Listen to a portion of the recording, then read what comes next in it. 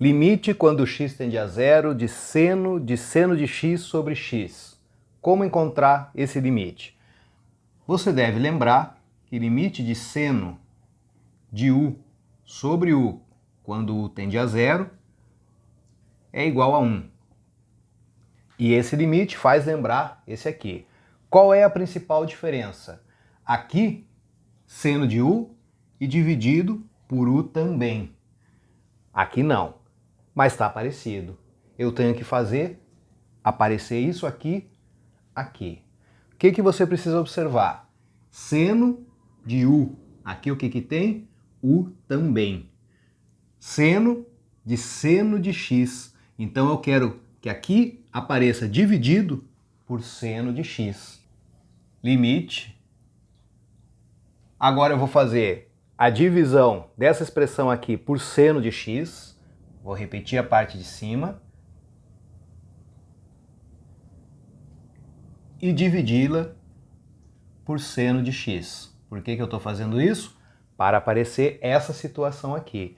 Seno de alguma coisa dividido pela mesma coisa. Aqui, seno de x dividido por seno de x. Só que como eu dividi em cima por seno de x, eu tenho que dividir embaixo também, para não mudar o limite que eu quero calcular. Então, embaixo vai ficar x dividido por seno de x. Tudo isso quando x tende a zero.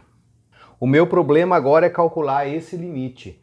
Perceba que aqui você tem uma divisão de duas frações. Será que eu posso fazer o limite da de cima dividido pelo limite da de baixo?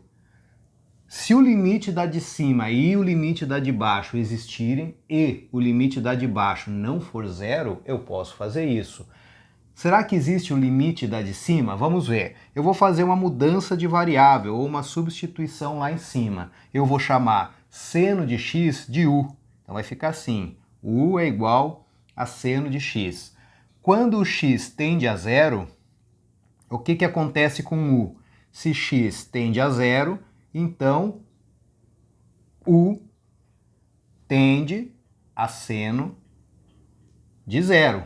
X tende a zero, u tende a seno de zero. Por quê? Porque a função seno é uma função contínua.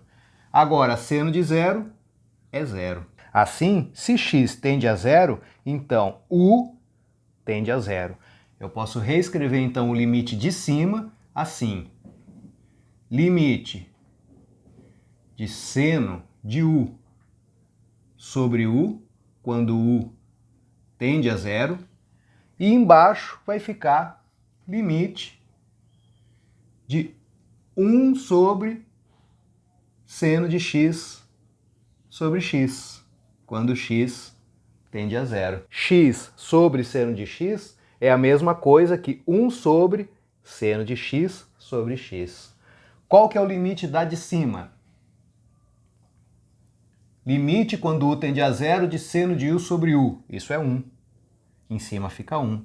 Qual que é o limite da de baixo? Agora, aqui embaixo eu tenho mais uma vez o limite de um quociente. Será que eu posso fazer o limite da de cima dividido pelo limite da de baixo? Eu posso, desde que os dois limites existam e o limite da de baixo não seja zero. Sempre tem que tomar esse cuidado. O limite da de cima é 1, porque é uma constante. O limite de uma constante é a própria constante.